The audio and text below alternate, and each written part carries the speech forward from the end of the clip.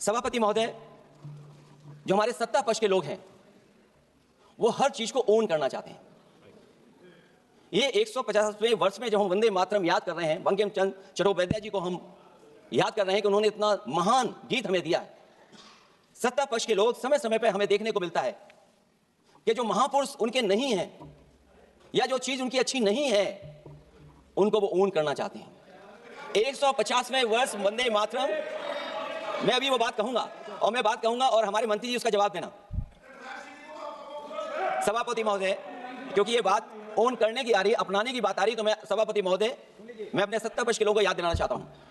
सत्ता पक्ष के लोगों की जो पार्टी आज है भारतीय जनता पार्टी, जिस समय गठन हो रहा था, हमारे मुंबई और महाराष्ट्र के लोग जानते होंगे कि जिस समय गठन की चर्चा थी उस समय आपके जो अध्यक्ष चुने गए थे उनको जो भाषण देना उस पर भी बहस चल रही थी। और बहस इस बात की थी कि भारतीय जनता पार्टी सेकुलर रास्ते पे जाएगी, सोशलिस्ट रास्ते पे जाएगी कि नहीं जाएगी। तमाम विरोध के बाद भी उस समय के उनके राष्ट्रीय अध्यक्ष जो चुने गए थे उन्होंने वही रास्ता अपनाया अपने भाषण में, समाजवादी आंदोलन, समाजवादी विचारधारा और सेकुलर रास्ता अपनाया। और वही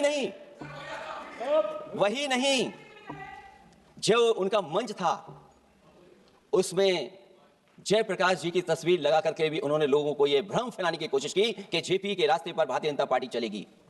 बताएं माननीय मंत्री जी, आप कितने सेकुलर हैं आज, कितने सोशलिस्ट हैं आज? अभी गौरव गोगोई जी ने ठीक कहा, इंडिगो का हवाई जहाज उड़ नहीं रहे कि उड़ाए नहीं जा रहे हैं। और क्या बात कही गई थी कि गरीब भी उसमें चल सकेगा। इसलिए सभापति महोदय, मैं बात दूसरी तरफ नहीं ले जाना चाहता हूं। वंदे मातरम सिर्फ गाने के लिए नहीं है, निभाने के लिए भी होना चाहिए। सभापति महोदय, आज हम आकलन करें, पीछे मुड़ करके देखें कि हम इस वंदे मातरम को कितना निभा रहे हैं। जिस वंदे मातरम ने आजादी के आंदोलन में सबको जोड़ा, आज के दरारवादी लोग उसी से देश को तोड़ना चाहते हैं।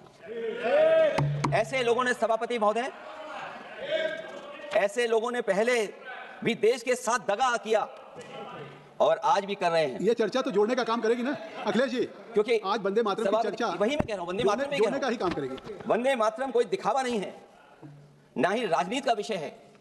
क्योंकि सभापति महोदय, हम जब ये इनके विचारों से, इनके भाषणों से जब बाहर सुनते हैं तो ऐसा लगता है कि वंदे मातरम इन्हीं का बनवाया हुआ गाना है। जिन्होंने, सभापति महोदय, जिन्होंने आजादी के आंदोलन में भाग ही नहीं लिया है वो वंदे मातरम का महत्व क्या जानेंगे। सच तो यह है कि सरफरोश लोग वंदे मातरम दिल से बोलते थे। उन आजादी के दीवानों के खिलाफ कुछ लोग अंग्रेजों के लिए जासूसी और मुखबिरी का भी काम करते थे। दरअसल ये राष्ट्रवादी नहीं बल्कि राष्ट्र विवादी लोग हैं।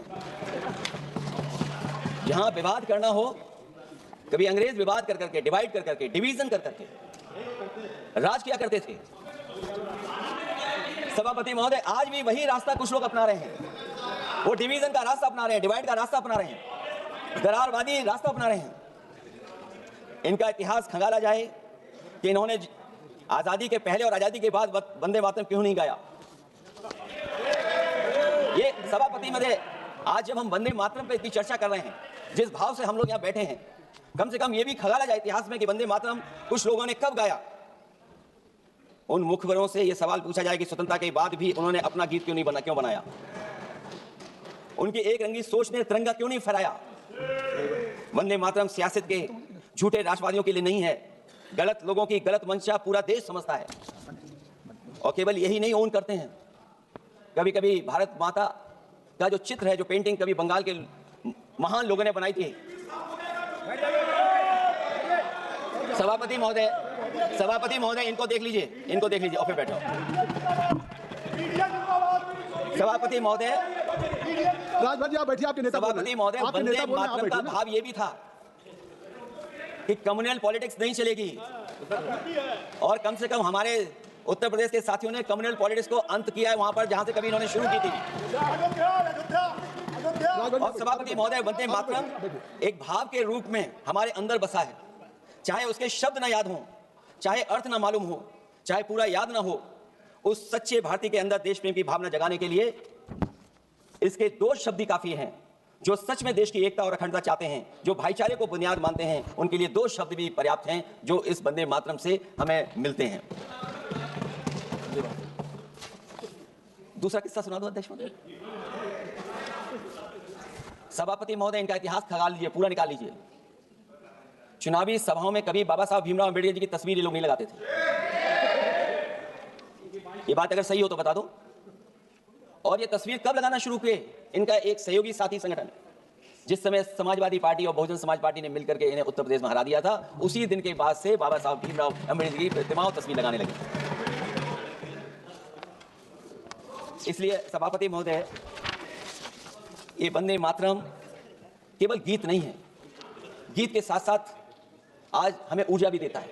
उस समय क्रांतिकारियों को ऊर्जा मिलती थी, एकजुटता का नारा था, हम साथ लेकर के चल रहे थे सबको, और देश के सभी लोगों ने जाति धर्म को भुला करके एक साथ मिलकर के वंदे मातरम के सहारे अंग्रेजों को भगाने का लगातार कोशिश की। और अंतर्गत परिणाम यह हुआ कि जब देश जागा, वंदे मातरम के साथ साथ जय हिंद का नारा, इंकलाब जिंदाबाद का नारा लगा करके अंग्रेजों को इस देश से भगाने का काम किया। आज सभापति महोदय, जब हम चर्चा कर रहे हैं, हम कैसा देश बनाना चाहते थे और किस दिशा में हम लोग देश को ले जा रहे हैं।